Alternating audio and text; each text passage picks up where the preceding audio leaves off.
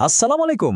আজ আমরা এমন একটা বিষয় নিয়ে আলোচনা করব যা বাঙালি মুসলমানদের বুদ্ধিবৃত্তিক ইতিহাসকে সম্পূর্ণ ভিন্ন এক দৃষ্টিকোণ থেকে দেখতে সাহায্য করবে। আর এই আলোচনার একেবারে কেন্দ্রবিন্দুতে রয়েছেন বেগম রোকেয়া। বেগম রোকেয়া নামটা শুনলেই আমাদের মনে আসে একজন নারীবাদী পথিকৃতের কথা, তাই না? কিন্তু আজকের আলোচনার সূত্রটি একটা বেশ আলোড়ন সৃষ্টিকারী প্রশ্ন তুলছে। তিনি কি আসলেই একজন অগ্রদূত, নাকি একটা পরাজিত সভ্যতার ফসল? প্রশ্নটা বেশ বিতর্কিত, আর এটা আমাদের ইতিহাসকে নতুন করে ভাবতে বাধ্য করবে। দেখুন, ১৪০০ শতাব্দীর বিখ্যাত পণ্ডিত ইবনে খালদুনের এই কথাটাকেই আজকের সূত্রটি মূল হাতিয়ার হিসেবে ব্যবহার করছে। এই একটা লাইন দিয়েই যেন পুরো একটা সময়কে ব্যাখ্যা করার চেষ্টা করা হচ্ছে। তো চলুন গভীরে গিয়ে দেখি এই ধারণাটা ঠিক কিভাবে বেগম রোকেয়ার সময়ে প্রয়োগ করা হয়েছে। সূত্রটার মূল যুক্তিটা হলো, বেগম রোকেয়ার মতো ব্যক্তিদের যদি আমরা আসলেই বুঝতে চাই, তাহলে আমাদের আগে ঔপনিবেশিক বিজয়ের মনস্তাত্ত্বিক প্রভাবটা বুঝতে হবে। মানে পরাজয়টা তো শুধু রাজনৈতিক বা সামরিক হয় না, এটা মানুষের মনের ভেতরেও গভীর দাগ কেটে যায়। মানে ব্যাপারটা শুধু প্রযুক্তি বা আধুনিক জিনিস গ্রহণ করার মতো সহজ না, এটা তার চেয়ে অনেক গভীর। এটা হলো বিজয়ীর চোখ দিয়ে, তাদের চশমা দিয়ে পুরো দুনিয়াটাকে দেখা শুরু করা, তাদের ফ্যাশন, তাদের দর্শন, তাদের সব কিছুকেই শ্রেষ্ঠ বলে মেনে নেওয়া। আচ্ছা, তাহলে প্রশ্নটা হলো, ঠিক কোন ঐতিহাসিক পরিস্থিতির কারণে বাঙালি মুসলমানদের মধ্যে এই মানসিকতাটা তৈরি হলো? কিভাবে একটা সমৃদ্ধশালী সমাজ এমন একটা গভীর সংকটের মধ্যে পড়ে গেল? সূত্রটা বলছে, দেখুন, মুসলিম শাসনের মূল ভিত্তিটাই ছিল দুটো জিনিসের উপর। একটা হলো হিরাসাতির দিন, মানে দিন বা ধর্মকে রক্ষা করা, আর দ্বিতীয়টা হলো সিয়াসাতের দুনিয়া, অর্থাৎ দুনিয়াবি বা পার্থিব বিষয়গুলো ঠিকভাবে পরিচালনা করা। এই দুটো মিলিয়েই ছিল পুরো ব্যবস্থাটা। কিন্তু মুসলিম শাসনের পতনের পর কি হলো? সূত্রটার মতে একটা দ্বিমুখী সংকট তৈরি হলো। ব্রিটিশ শাসনে একদিকে যেমন ধর্মীয় ভিত্তিগুলো একেবারে নড়বড়ে হয়ে গেল, ঠিক তেমনি অন্যদিকে অর্থনৈতিক আর সামাজিক কাঠামোটাও ভেঙে পড়ল। আর ঠিক এই প্রেক্ষাপটে সূত্রটি বেগম রোকেয়াকে আলোচনায় নিয়ে আসছে।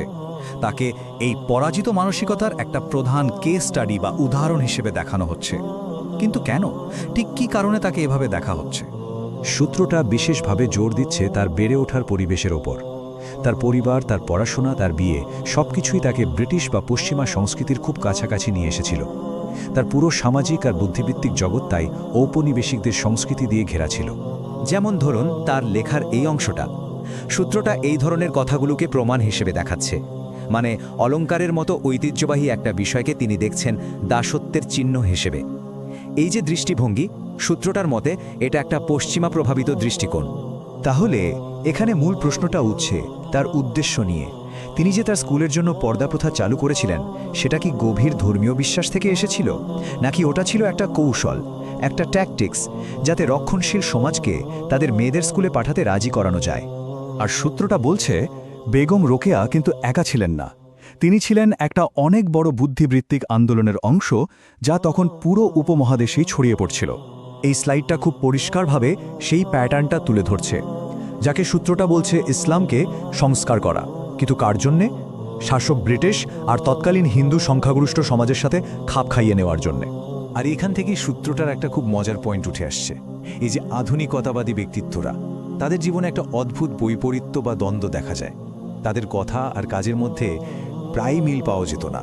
প্রশ্নটা হলো, যদি তারা পশ্চিমা চিন্তাভাবনা দিয়ে এতটাই প্রভাবিত হয়ে থাকেন, তাহলে তাদের অনেকেই কেন নিজেদের ব্যক্তিগত জীবনে এতটা ধার্মিক বা ঐতিহ্যবাহী ছিলেন? সূত্রটা বলছে এর উত্তরটা লুকিয়ে আছে একটা দ্বন্দ্বের মধ্যে। একদিকে ছিল আধুনিক হওয়ার একটা টান, আর অন্যদিকে ছিল সমাজের চাপ আর পুরনো ঐতিহ্য। এই স্লাইডটা দেখুন, কি দারুণভাবে এই দ্বৈত জীবন বা ডাবল স্ট্যান্ডার্ডকে তুলে ধরেছে। বাইরে জনসম্মুখে একরকম আধুনিকতাবাদী চেহারা, আবার ব্যক্তিগত জীবনে আরেক রকম।